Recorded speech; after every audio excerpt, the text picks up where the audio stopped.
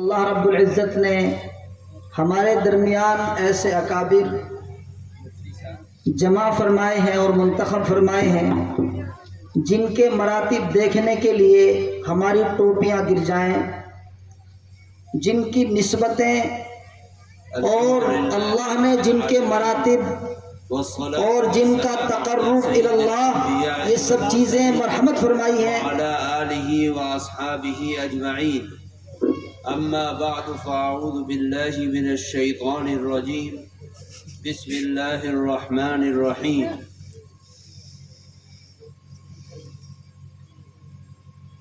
یا ایہا الذین آمنوا اتقوا اللہ وقولوا قولا سدیدا یصلح لکم اعمالکم ویغفر لکم ذنوبکم ومن يطع الله ورسوله فقد فاز فوزا عظيما،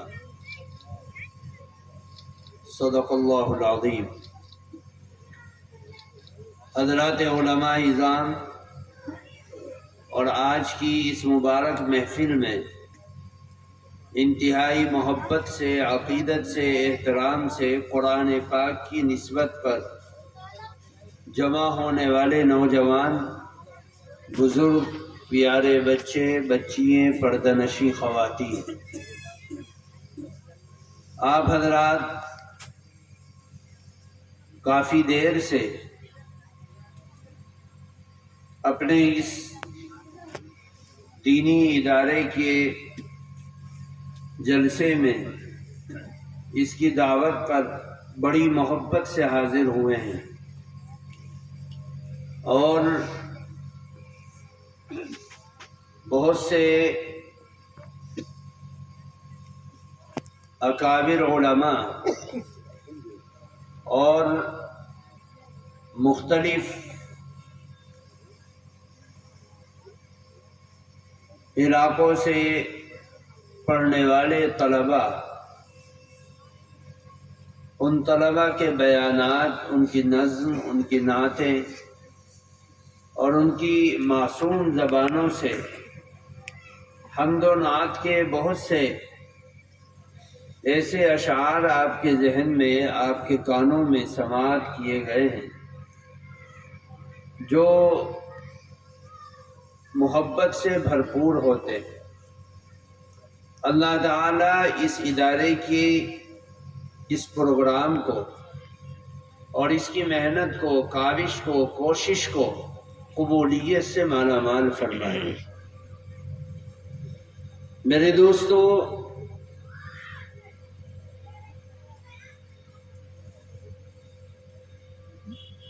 دین کے ادارے اپنے اندر بڑی خوبی رکھتے ہیں، اور ہمارے ملک کے اندر خاص طور سے اللہ تعالی نے یہ کرم فرمایا اور پروردگار عالم کا یہ احسان رہا کہ یہاں کے عام لوگوں نے، محنت کرنے والوں نے، مزدوری کرنے والوں نے اپنی زندگی کی گاڑھی کمائی سے قرآن پاک کی ان درسگاہوں کو آباد کیا اور زندہ رکھا، ورنہ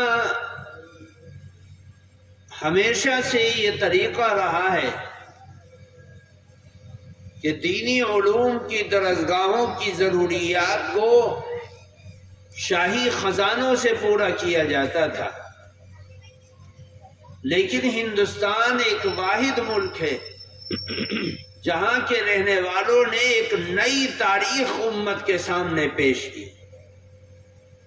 کہ قرآن کی ان درسگاہوں کو، ان مدرسوں کو، ان دینی اداروں کو چلانے میں ایک طریقے سے پابندی لگا دی کہ کسی شاہی خزانے کا مال اس کے اندر نہیں لگے گا۔ ان کے ہزاروں تقاضے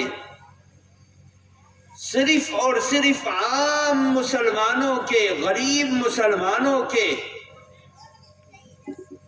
حلال کے جائز گاڑی کمائی کے پیسوں سے پورا کیا جائے گا۔ چنانچہ جب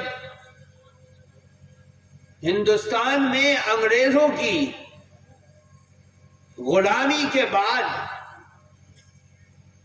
ہندوستان سے ان شاہی مدرسوں کو کھڑچ کر پھینکا گیا اور ان کے نام و نشان کو مٹایا گیا، تو جن اکابرین نے ان اداروں کی نئے سرے سے بنیاد رکھی، دارالعلوم دیوبند کی بنیاد رکھی، مدرسہ مظاہر العلوم کی 1 سال کے بعد بنیاد رکھی،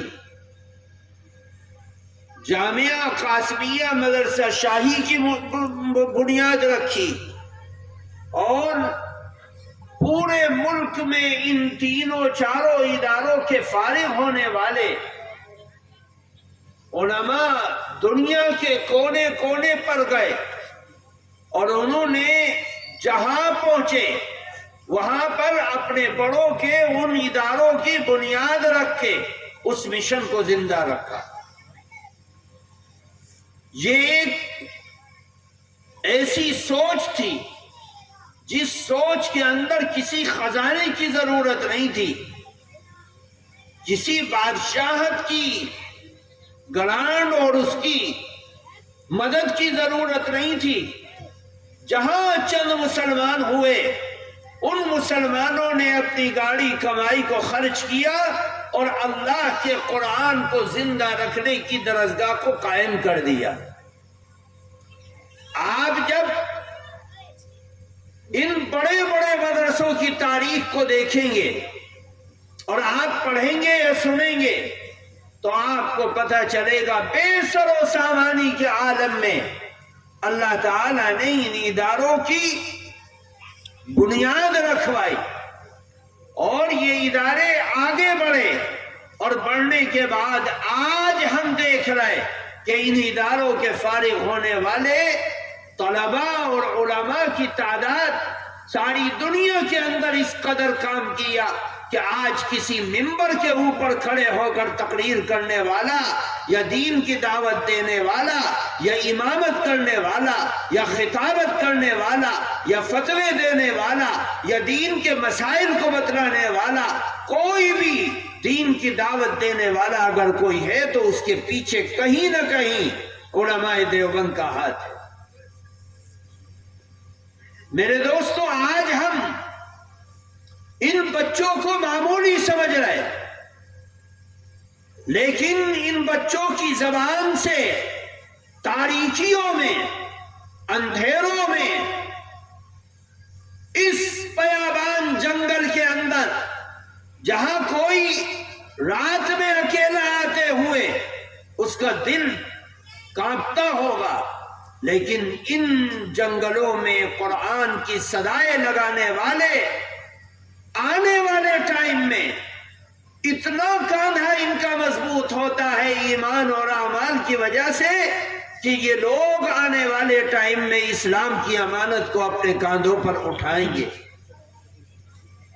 میرے دوستو، آج ان کے چہرے ہمارے سامنے ہیں، لیکن کل کو مستقبل میں اللہ تعالیٰ ان کے سینوں پر اسلام کی امانت کو رکھے گا اور یہ اس کی حفاظت کریں گے، اپنی جان سے، اپنی جوانی سے، اپنی محنت سے، اپنی جفاکشی سے، اپنی دعوت سے، اپنے بیان سے، اپنے خطاب سے گھر گھر تک ایمان کی دعوت کو پہنچائیں گے انشاءاللہ۔ میرے دوستو، ان دینی اداروں کی اہمیت ان لوگوں سے پوچھی جائے جن کے ہاں قرآن پاک کی درسگاہ لگانے والا کوئی نہیں، اور وہ سوچتے ہیں کہ ہمارا بچہ حافظ قرآن بنے، عالم بنے، داعی بنے، قوم کا رہبر بنے، اور وہ چاروں طرف ہاتھ پیر مارتے ہیں کہ میں اپنے بچے کو کہاں پڑھاؤں، لیکن کوئی دین کی درسگاہ اس کو میسر نہیں آتی کہ وہ اپنے بچے کو حافظ بنا سکے۔ قربان جائیے ہمارے اکابرین پر کہ انہوں نے گلی گلی میں مسجدوں میں، مکتبوں میں، مدرسوں میں، جہاں جہاں پہنچ سکتے تھے اللہ کے قرآن کی درسگاہوں کو آباد کیا. کہ آج ہندوستان میں قرآن کے حافظ اور ان حافظوں کی اہمیت کا پتہ چلا جب لاک ڈاؤن لگ گیا. مسجد میں 5 آدمی سے زیادہ تراویح نہیں پڑھ سکتے. مسجدوں کے مین دروازوں کو مقفل کر دیا گیا، بند کر دیا گیا، تالا لگا دیا گیا، کوئی نماز کے لیے نہیں جا سکتا. اب لوگوں کے گھروں میں، گھیروں میں، کارخانوں میں، دکانوں میں، دالانوں میں، چھتوں پر قرآن کی درسگاہ کو قائم کرنے والے علماء اور طلباء کو تلاش کیا گیا. اللہ تعالیٰ نے سب کی پیاس کو بجھایا. کوئی قصبہ اور شہر ایسا نہیں جو آدمی یہ دعویٰ کر دے کہ مجھے حافظ قرآن نہیں ملا، جس کی وجہ سے ہمارے محلے کے لوگ تراویح نہیں پڑھ سکے. اللہ تعالیٰ نے پورے ملک کے اندر قرآن کے حافظوں کو ان دینی درسگاہوں کی برکت سے گلی گلی میں پھیلا دیا، گلی گلی میں پھیلا دیا. اور قرآن کے حافظ رمضان کے اندر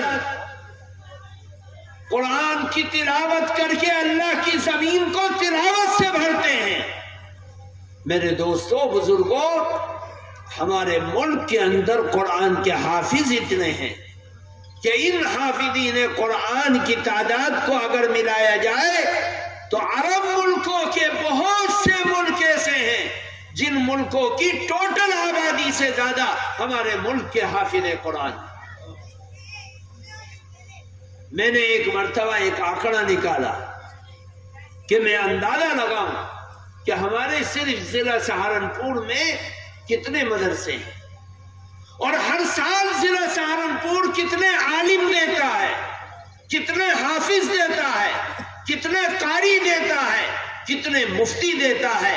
جب میں نے اس کے لیے ایک باقاعدہ ٹیم بنائی اور چند لوگوں کو متعین کیا کہ گاؤں در گاؤں جاؤ اور جانے کے بعد ہر گاؤں کی رپورٹ میرے پاس دو، کتنی مسجدیں ہیں، کتنے مکاتب ہیں، کتنے مدارس ہیں، کتنے بچے پڑھ رہے، کتنے لوگ پڑھا رہے، کتنی تعداد ان کی خدمت کے لیے لگی ہے اور ان کے اوپر کتنا پیسہ خرچ ہو رہا ہے. تو آپ کو حیرت ہوگی ضلع سہارنپور کے 1800 گاؤں میں مکاتب اور مدارس کی تعداد کو جب ملایا تو اللہ کا شکر ہے 4500 سے زائد مکاتب و مدارس ہمارے ایک ضلع کے اندر کام کر رہے ہیں. اور ان 4500 مکاتب و مدارس میں لاکھوں سے اوپر بچے پڑھ رہے ہیں، لاکھوں سے اوپر بچے پڑھ رہے ہیں، جن میں سے ہر سال 15 سے 17 ہزار تک حافظ قرآن بچے تیار ہو کر ایک ضلع سے نکلتے ہیں. جو عرب کے بڑے سے بڑے ملک کے اندر اتنے بچے حافظ نہیں ہوتے، آپ کسی سے بھی تعداد پوچھ لیجئے.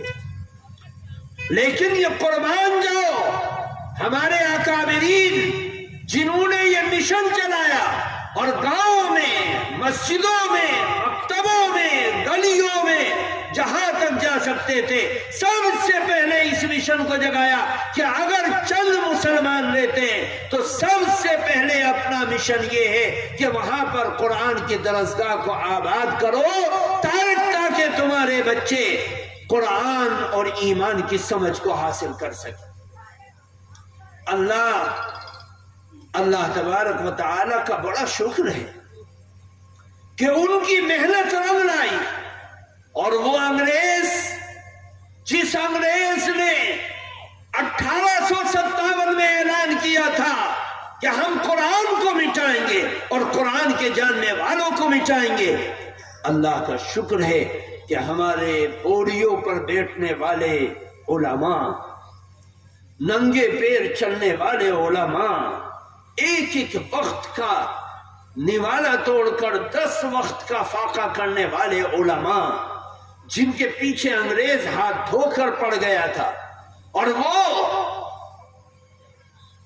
इस मुल्क के अंदर रहते थे, उन्होंने इस मुल्क के अंदर मुसलमानों के बच्चों की, मुसलमानों के नौजवानों की ईमान और आमाल की हिफाजत की खातिर एक सबक लेकर आए।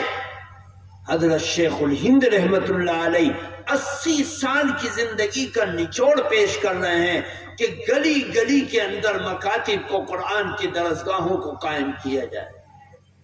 80 साल की जिंदगी का निचोड़ पेश कर रहे हैं। उस मिशन पर चलकर हमारे बुजुर्गों ने अपने सामने दो जानू बैठने वाले उलमा और तलबा को ये सबक दिया कि ए मेरे मानने वालों, दुनिया के जिस कोने पर जाओ, अगर 4 घर मुसलमानों के हो तो उन 4 घरों के पलने वाले बच्चों के लिए सबसे पहले कुरान की दरसगाह की बुनियाद डालो, ताकि कम से कम वो अपने ईमान की हिफाजत तो कर सके। हजरत शेखुल इस्लाम मौलाना हुसैन अहमद मदनी रहमतुल्लाह अलैह सन 1942 के आसपास ताउली के मदरसे की बुनियाद डाल रहे थे, और हजारों का मजमा आपके सामने था। आपने सन 1942 में तावली के मदरसे की बुनियाद के वक्त लोगों के सामने बयान किया। आज तक लोग जानते हैं, जिन्होंने उनकी उस जबान से निकलने वाले अल्फाज को अपने कानों से सुना, वो बयान करते हैं कि हजरत ने फरमाया था कि इन मदरसों के अंदर अपने बच्चों को भेजो, इन मदरसों में अपने बच्चों को पढ़वाओ और पढ़ने वाले बच्चों की मदद करो। कुछ न हो, कम से कम ये होगा कि इन मदरसों में पढ़ने वाले बच्चे अपने ईमान की हिफाजत तो कर लेंगे। मेरे दोस्तों,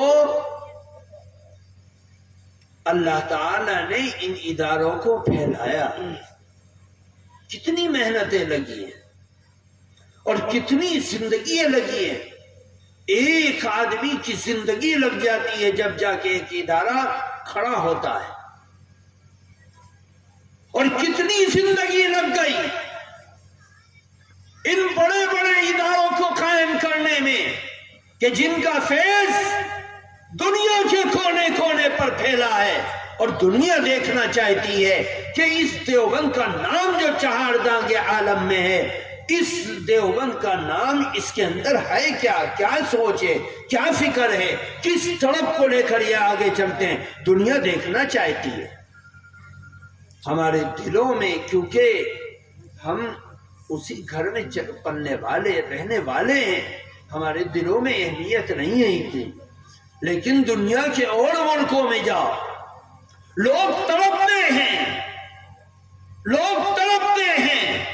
अगर मैंने अपनी आंखों से देखा कि एक शख्स सूखी रोटी अपने एक झोले में से निकालता है और देता है, जिसके सामने पेश करता है वो हिकारत से कहता है ये क्या? उस देने वाले ने कहा कि ये दारुल देवबंद की एक रोटी का टुकड़ा है। लेने वालों की आंखों में आंसू आ गए और वो तड़प कर उसको चूमते थे, अपनी आंखों से लगाते थे। क्यों? इसलिए कि उनको उस देवबंद के इदारे की अहमियत का पता था, उसकी खिदमत का पता था, उसकी अजमत का पता था, उसकी दावत का पता था, उसकी तबलीग का पता था, उसके इल्म का पता था, उसकी तमाम की तमाम तारीख उसके जहन में थी। इसलिए उसकी आंखों में आंसू आ गए कि कहां मेरी किस्मत कि देवबंद का लुकमा मेरे मुंह में आए। मेरे दोस्तों, उस देवबंद का फैजान है जो ये इदारे से पढ़ने वाले बच्चे यहां मौजूद हैं। इनके सर पर जो पगड़ी है, आज ये पगड़ी हमारी इन गुनहगार आंखों की वजह से चमकती हुई नहीं दिखाई देती, लेकिन कल कयामत का दिन होगा और हाफिज कुरान की अजमत اس کی رفعت، اس کی بلندی، اس کا اللہ کے ہاں جو مقام ہے اس مقام کا اندازہ ہو۔ میرے دوستو بزرگوں، اسی کو کہا گیا۔ ایک بادشاہ تھا سلطان محمود غزنوی رحمت اللہ علیہ، ان کو کچھ شکوک تھے۔ ان شکوک میں سے ایک شک یہ تھا، اللہ کے نبی صلی اللہ علیہ وسلم نے فرمایا میری امت کے علماء بنی اسرائیل کے انبیاء کی طرح ہے۔ ان کے دل میں یہ بات آتی تھی کہ اللہ کے نبی صلی اللہ علیہ وسلم کی یہ حدیث کیسے ہو سکتی ہے؟ ہم گھوڑے کی کمر پر بیٹھ کر، تلوار لے کر، جفا کشی کر کے، محنت کر کے، ریت کے ذروں میں، پہاڑوں میں، تلوں میں، سمندروں میں، دریاؤں میں، گرمیوں میں، سردیوں کے تھپیڑوں میں، نرم و نازک زمینوں پر اپنی جان ہتھیلی پر لے کر پھرتے ہیں۔ ہماری جان کا کچھ پتہ نہیں کب دشمن ہمیں گھیرے اور قتل کر دے۔ ہم اللہ کے راستے میں جو دشمن حائل ہوتا ہے اپنی جان کی بازی لگا کر اس کے ٹکڑے ٹکڑے کر کے ختم کر دیتے، راستہ صاف کر دیتے۔ ہم سے بڑا مقام کس کا ہوگا؟ اور یہ علماء جو کمروں میں رہتے ہیں، درسگاہوں میں رہتے ہیں، مدرسوں میں رہتے ہیں، مسجدوں میں رہتے ہیں، ٹھنڈے گرم کمروں میں رہتے ہیں، ان کا مقام ہمارے مقام سے آگے پہنچ جائے کہ یہ انبیاء کے مقام تک پہنچ جائے، اور ہم جہاد کرنے والے، مجاہدہ کرنے والے، اس دنیا میں ملکوں کو فتح کرنے والے اور اسلام کا جھنڈا لہرانے والے، ہمارا مقام انبیاء تک نہیں پہنچ رہا ہے۔ شک ہوتا تھا ان کو کہ یہ حدیث ہے یا نہیں۔ ایک رات آئی، محمود غزنوی غزنی کے بازار میں اپنے سنتریوں کے ساتھ نکلے۔ ایک فراش تھا جس کے ہاتھ میں سونے کی مشعل تھی اور اس میں سے آگ کے شعلے نکل رہے تھے، اور بادشاہ کے آگے آگے وہ لے کر چلتا تھا اور پیچھے پیچھے محمود غزنوی تھے۔ اتنا بڑا بادشاہ، آج کا ہندوستان، آج کا پاکستان، آج کا برما، آج کا بھوٹان، آج کا بنگلہ دیش، آج کا افغانستان، یہ سارا کا سارا علاقہ سب محمود غزنوی کی ایک جھنڈے کے نیچے ان کی بادشاہت میں اس کی حکومت چلتی تھی، اور کتنے راجا مہاراجا سب ان کے باج گزار تھے۔ اتنا بڑا بادشاہ غزنی کے بازار میں نکلتا ہے، اور اس بازار میں میلہ لگا ہوا ہے۔ بادشاہ کی نظر ایک خوبصورت نوجوان کے اوپر پڑی کہ اس کے ہاتھوں میں کوئی کتاب ہے، اور وہ کتاب ایک حلوائی کی آگ کی روشنی میں آ کر پڑھتا ہے، کچھ دیر پڑھتا ہے پھر چلا جاتا ہے۔ بادشاہ دیکھ رہا ہے۔ بادشاہ نے ایک سنتری کو بھیجا کہ اس نوجوان کو بلا کے لاؤ۔ وہ نوجوان لایا گیا، بادشاہ کے سامنے کھڑا ہو گیا۔ بادشاہ نے کہا کہ تمہارے ہاتھ میں کیا ہے اور تم کیا پڑھ رہے ہو؟ اگر پڑھنا ہے تو اپنے گھر میں پڑھو، تم یہاں کیا کر رہے؟ تو اس طالب علم نے کہا کہ بادشاہ سلامت، مجھے جو پیسے مجھے ملتے تھے وظیفہ، اس وظیفے سے میں اپنے چراغ کی تیل کا، اس کی بتی کا انتظام کرتا تھا، اور آگ لگا کر اس کی روشنی میں حدیث کا مطالعہ کرتا تھا، دینی علوم کو سیکھتا تھا، پڑھتا تھا۔ لیکن وہ وظیفہ ختم ہو گیا، اور اب مجھے مطالعہ کرنا تھا، میرے چراغ میں تیل نہیں تھا، بتی نہیں تھی، اس لیے میں بازار کی طرف آ گیا، اور اس حلوائی کی چولہے میں جلنے والی آگ کی روشنی میں اپنی کتاب کا مطالعہ کرتا ہوں، تھوڑی دیر کرتا ہوں پھر چلا جاتا ہوں، کہیں یہ حلوائی یہ نہ کہہ دے کہ جب تجھے کھانا نہیں ہے تو یہاں کھڑا کیوں ہے، یہاں سے چلا جا۔ میں ہٹ جاتا ہوں پھر چلا جاتا ہوں، پھر رک جاتا ہوں پھر پڑھتا ہوں۔ بادشاہ کو اس کی بات اس کے دل پر لگی۔ بادشاہ نے اپنے فراش کو حکم دیا کہ ہمارے سونے کی مشعل اس طالب علم کو دے دی جائے۔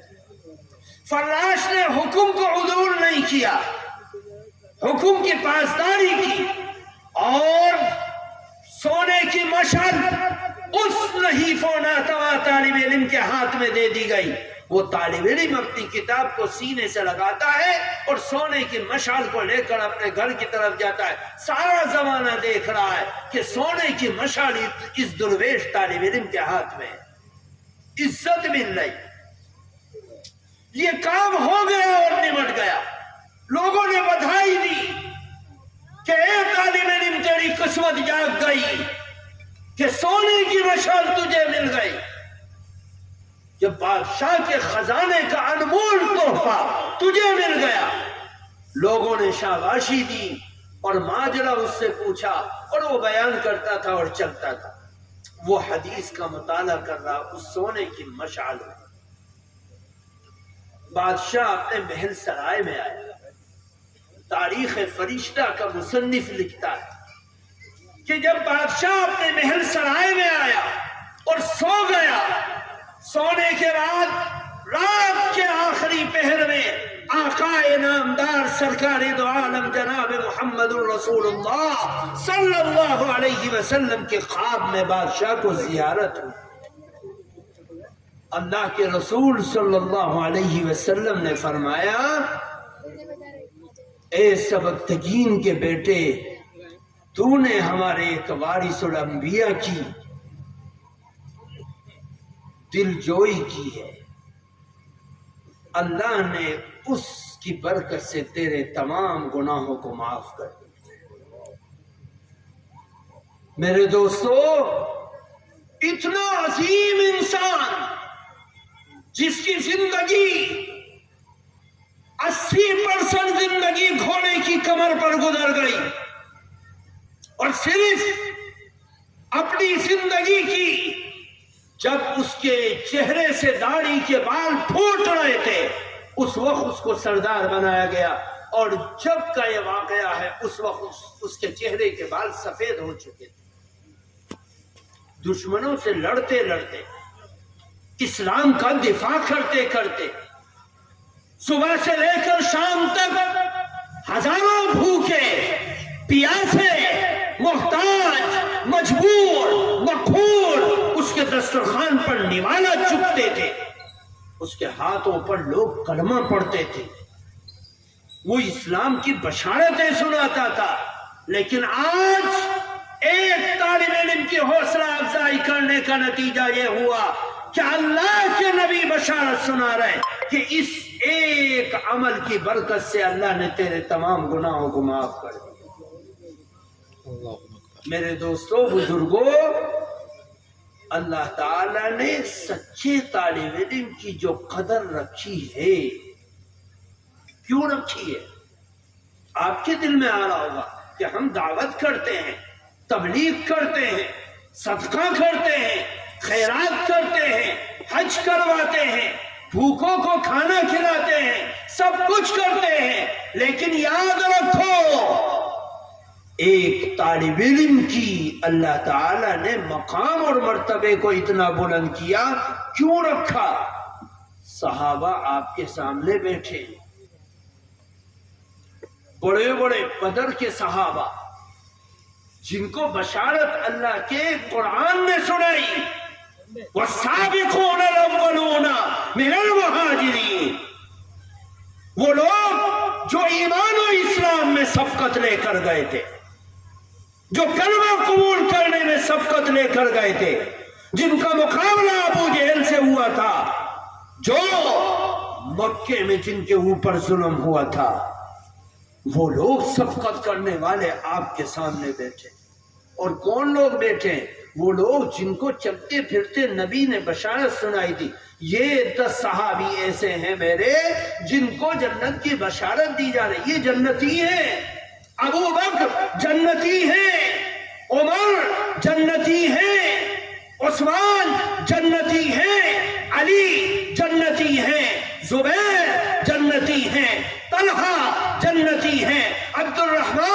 जन्नती हैं। 10 सहाबा को अल्लाह के नबी ने चलते फिरते जन्नत की बशारत सुनाई, वो सामने बैठे हैं। उन सब के होते हुए अल्लाह के नबी सल्लल्लाहु अलैहि वसल्लम फरमा रहे खैरुकुम मन तअल्लमल कुरान व अल्लम, तुम में सबसे बेहतरीन मकाम के एतबार से, मर्तबे के एतबार से, अमल के एतबार से, दावत के एतबार से, तबलीग के एतबार से, इल्म के एतबार से, तज़कीर के एतबार से तुम में सबसे बेहतरीन वो शख्स है जो कुरान को सीखे और कुरान को सिखलाए। इन बच्चों का मकाम खुदा की कसम हम नहीं समझते, इनका मकाम बहुत बड़ा है। ख्वाजा बाकी बिल्ला रहमतुल्लाह अलैह का नाम आपने सुना होगा, दिल्ली में दरबार लगता था। इतना अजीम इंसान और अपने वक्त का कुतब और अब्दाल, अपने वक्त का सूफी। एक मर्तबा छोटी सी गलती हुई और उनका मकाम अल्लाह ने उनकी करामतों को सल्ब कर लिया। जिक्र की हलावत निकल गई। तारीख की किताबों में लिखा है कि ख्वाजा तड़प तड़प कर रोते थे कि जिक्र करता हूं लेकिन वो मजा और वो मकाम निकल गया, नमाज पढ़ता हूं लेकिन वो नूर छिन गया। ख्वाब में शेख की बशारत हुई, शेख ने कहा कि जाओ मदरसे में जाओ, जाकर बच्चों से कुरान पाक पढ़ने वाले मासूम बच्चों से अपने हक में दुआ करो। अल्लाह ताला उनकी दुआओं को कबूलियत से परे नहीं करता, उनकी दुआओं को कबूल करता है, उनको महरूम नहीं करता। ख्वाजा तड़पते हुए दिल्ली की एक गली में एक मकतब चलता था जहां छोटे छोटे बच्चे आते थे और पढ़ते थे। उनके सामने आकर खड़े हो गए। मकतब का मुहतमिम, असातिज़ा, तलबा सब खड़े हो गए कि आज हमारे इलाके का सबसे बड़ा बुजुर्ग आ गया है। कोई हाथ चूमता है, कोई मुसाफा करता है और शेख हाथ अपना समेटते हैं और लोगों को कहते हैं मैं गुनहगार हूं, मैं गुनहगार हूं, मैं गुनहगार हूं। कहा मेरा मामला खराब हो गया। उन बच्चों के उस्तादों से दरख्वास्त की कि मेरे लिए इन बच्चों से दुआ करवाओ। बच्चों ने हाथ उठाया और दुआ करवाई। अल्लाह ताला ने वो मकाम फिर से उनको उन बच्चों की दुआओं की बरकत से वापस किया। मेरे दोस्तों, क्या इन बच्चों का है? क्यों मौलाना कासिम नानोतवी रहमतुल्लाह अलैह ने जिंदगी खपाई? क्यों मौलाना रशीद अहमद गंगोही रहमतुल्लाह अलैह ने जिंदगी खपाई? क्यों मौलाना इलियास रहमतुल्लाह अलैह इन मदरसों से निकल कर गए? क्या देखा था उन्होंने? उनको क्या सबक मिला था और किस चीज को लेकर गए थे? खुदा की कसम, इमाम मोहम्मद रहमतुल्लाह अलैह ने क्यों अपने बाप की करोड़ों की जायदाद को इस तालिब इल्मी के अंदर खर्च किया? क्यों अपने वक्त के सबसे अमीर तरीन आलिम होने के बावजूद, दुनिया के सबसे मालदार आलिम होने के बावजूद इमाम अबू हनीफा ने इस इल्म के रास्ते को क्यों नहीं छोड़ा? आपने सोचा? उन्होंने इस रास्ते की रौनक और चमक को देखा था। उनको यकीन हो गया कि ये रास्ता उस मकाम तक पहुंचाने वाला है जो मकाम नबियों का होता है। उन्होंने समझा। हमारी आंखें तो अंधी हैं। चश्मा अगर काले शीशों का होगा तो सारी दुनिया काली दिखाई देगी। चश्मा अगर हरे शीशे का होगा सारी दुनिया हरी दिखाई देगी।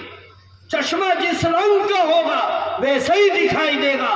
आज हमारा यकीन, हमारा ईमान जिस दुर्गत का है, दुनिया वैसे ही दिखाई देती है। सारी दुनिया के अंदर चोर ही चोर दिखाई देते हैं, कोई ईमानदार नहीं दिखाई देता। मेरे दोस्तों, बुजुर्गों, अल्लाह ताला इन बच्चों के अंदर कितनी बरकतें रखे हुए। इंग्लैंड के अंदर एक मस्जिद में एक बूढ़े मियाँ फजर की अजान पे आते थे और उस मस्जिद में एक मकतब चलता था। उस मकतब के अंदर महल्ले के छोटे छोटे बच्चे इमाम साहब की दावत पर फजर से पहले कुरान पाक पढ़ने के लिए आते थे। और कोई बच्चा आंखें मल रहा है, कोई बैतुल खला के पास, वुजू खाने के पास नींद की वजह से टूट रहा है। इमाम साहब एक आवाज देते, बच्चे भागते इधर से उधर और जाकर कुरान पाक पढ़ने बैठ जाते। वो बड़े मियाँ देखते कि यार ये बच्चे नींद की वजह से टूटते हैं, इनके अंदर कोई शौक पैदा किया जाए जिस शौक की वजह से ये बच्चे खुद से कुरान पाक पढ़ने वाले बन जाए। वो रोजाना अपनी जेब में चॉकलेट लेकर आते और आने के बाद कहते कि जो बच्चा अजान से पहले मस्जिद में आकर कुरान पाक पढ़ेगा मैं उसको चॉकलेट दूंगा। वो अजान से पहले आते और बच्चे चॉकलेट के शौक में मस्जिद में आकर कुरान पाक पढ़ने वाले बन जाते और अजान से पहले एक माहौल कायम हो गया पढ़ने का। कुछ दिनों के बाद उन बड़े मियाँ का इंतकाल हो गया। इंतकाल होने के बाद उनके एक साथी ने ख्वाब में देखा, पूछा क्या मामला किया अल्लाह ने, क्या मामला हुआ, क्या बर्ताव हुआ। तो मेरे दोस्तों, बुजुर्गों, सोचने का मकाम है कि क्या वो जवाब दे रहे। बहुत से साथियों को आदमी ख्वाब में देखता है मरने के बाद, और कितने वाकयात हैं कि पूछता है कि भाई क्या मामला हुआ, अल्लाह ने क्या किया। बेटे बाप के मरने के बाद पूछ लेते हैं, बाप बेटों के मरने के बाद पूछ लेता है, जिसका जैसा ताल्लुक हो। मेरे बुजुर्गों, जब उस बूढ़े के साथी ने ख्वाब में उसकी मुलाकात की, उससे पूछा अल्लाह ने तेरे साथ क्या मामला किया। तो उस बूढ़े ने, मरने वाले ने ख्वाब में जवाब दिया कि चॉकलेट काम आ गई। कहा चॉकलेट काम आ गई, कहा क्या हुआ, कहा मैं फजर की अजान से पहले कुरान पाक पढ़ने वाले बच्चों की हौसला अफजाई के लिए जो उनका मुंह मीठा करता था, अल्लाह ताला ने उसको इतना पसंद किया, इतना पसंद किया, इतना पसंद किया कि उसकी बरकत से मेरे तमाम गुनाहों को माफ कर दिया। मेरे दोस्तों, हम इनकी नाकदरी करते हैं, हम कदर नहीं करते, हम कदर नहीं करते, हम इनकी कीमत को नहीं पहचानते। इनकी नाकदरी आज हमें समझना चाहिए, इनकी नाकदरी हमें ज़वाल की तरफ ले जा सकती है। हमारा इस मुल्क में वजूद और अपने और परायों के दरमियान में हमारी जिंदगी का कटना, खुदा की कसम, ये सिर्फ और सिर्फ इस वजह से है कि मैं ये समझता हूँ और मेरा ये यकीन है कि इन कुरान की दरसगाहों को हमारे बहुत से लोगों ने जिंदा कर रखा है। उस जिंदा करने की बरकत से अल्लाह ने हमारे आमाल बद की बात के बावजूद, बेहयाई के बावजूद, नशे के बावजूद, बेईमानी के बावजूद, झूठ के बावजूद अल्लाह ताला ने हमारी जिंदगियों को, हमारी बहू बेटियों की जिंदगियों को बचा रखा है। जरूरत इस बात की है कि इनकी कदर करते रहे, इनकी हौसला अफजाई करते रहे, इनकी जरूरियात को समझते रहे, इनकी खूबियों को पहचानते रहे। हजारों वाकयात है, जिन वाकयात को यहाँ रखना बहुत टाइम लगता है, جو اللہ تعالیٰ نے قرآن پاک کی درسگاہوں کو زندہ کرنے والوں پر جو بشارتیں، جو انعامات، جو فضل، جو کرم اتارا ہے، خدا کی قسم کسی اور عمل کے اندر وہ عظمتیں اور وہ بڑائی نہیں ملتی، ورنہ ہمارے اکابر کسی بھی اعتبار سے کم نہیں تھے۔ شیخ الہند مولانا محمود حسن دیوبندی رحمت اللہ علیہ سن 1919 میں ان کا انتقال ہوا۔ اتنا بڑا آدمی جس کی جائیداد اور باغات اتنے زیادہ تھے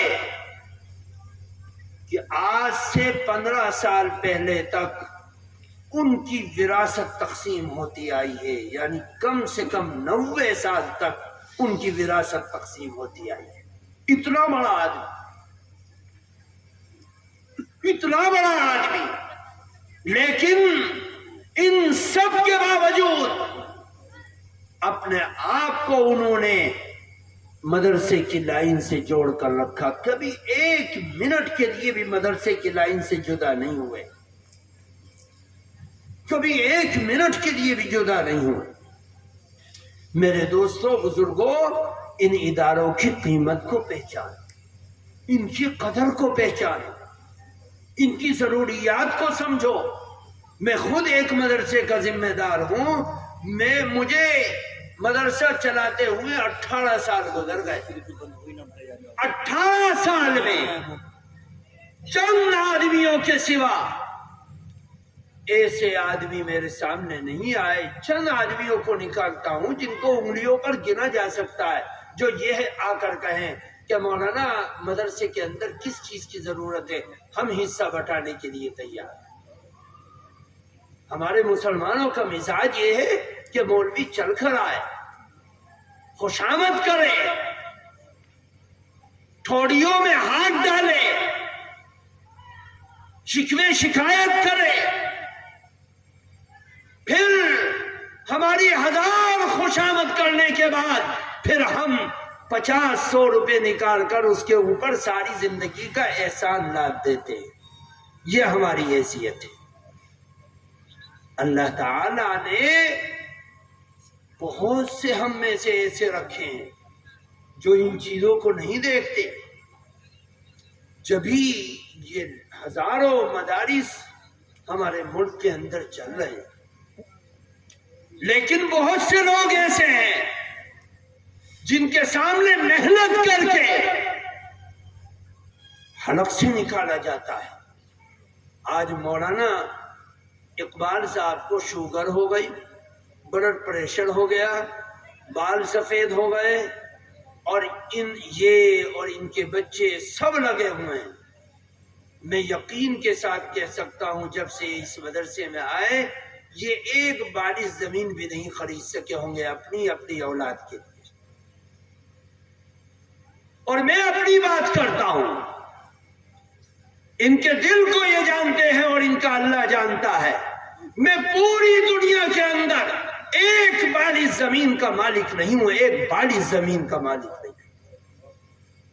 18 سال سے مدرسے کی ذمہ داری میرے پاس ہے، ایک باڑی زمین کا پوری دنیا میں کہیں مالک نہیں۔ میرے دوستو، ان مدرسوں کو چلانے والے کس جفا کشی میں چلاتے ہیں آپ اس کا اندازہ نہیں لگا سکتے۔ قبر کا حال مردہ ہی جانتا ہے۔ مدرسے میں آ کر دیکھو، 90% مدرسوں کے محتمم شوگر کے مریض ہوتے ہیں، بلڈ پریشر کے مریض ہوتے ہیں، دوسری بیماریوں کے مریض ہوتے ہیں۔ کیوں؟ امت صدمہ ڈالتی ہے۔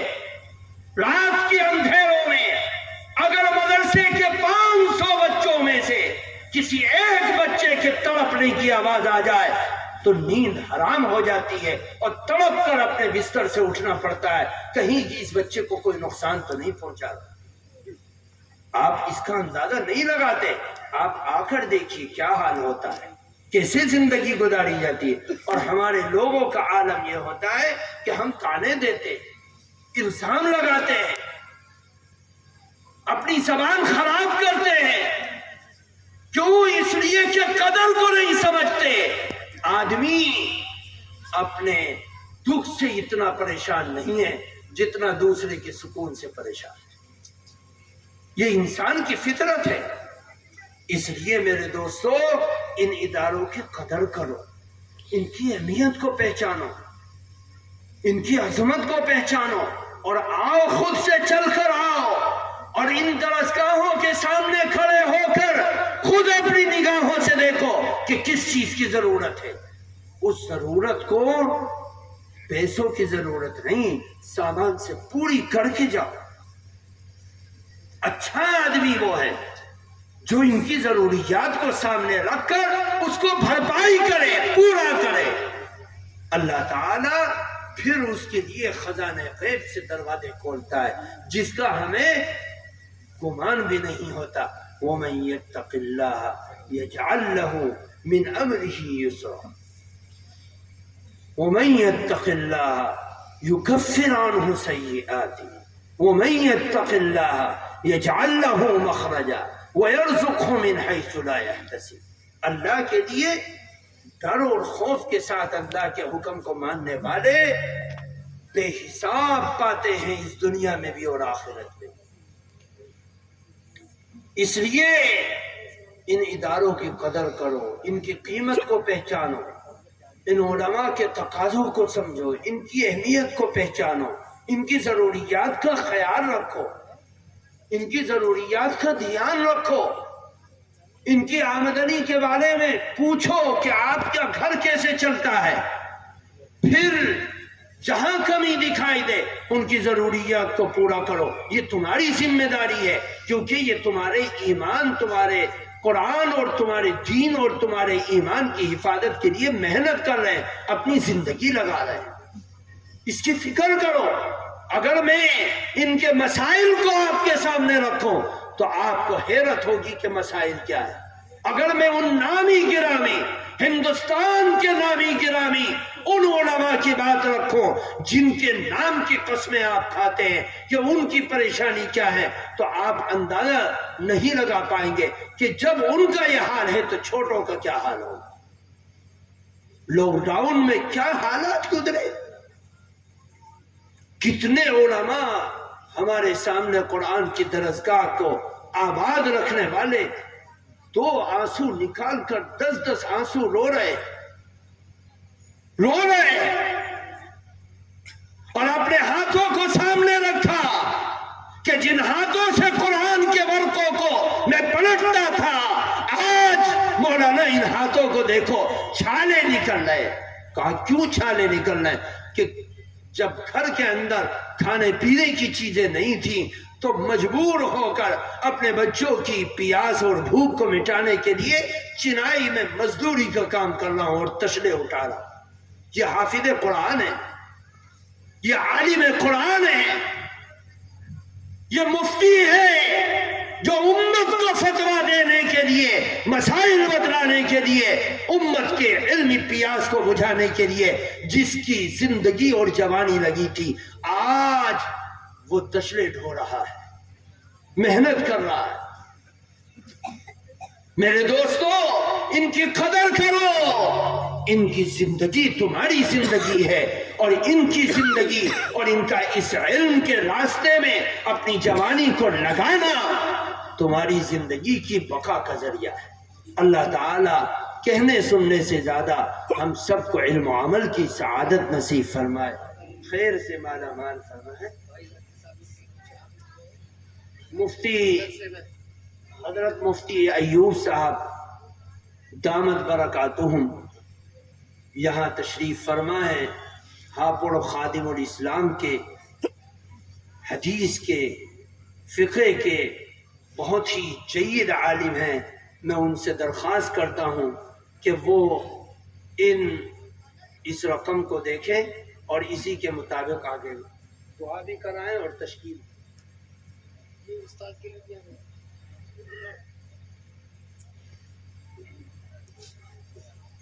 ہمارے حضرت مولانا مفتی محمد ایوب صاحب دامت برکاتہم، حضرت خادم الاسلام ہاپوڑ جو ہمارے علاقے کا مرکزی ادارہ ہے، حضرت اس کے نائب محتمم ہیں، ہماری پوری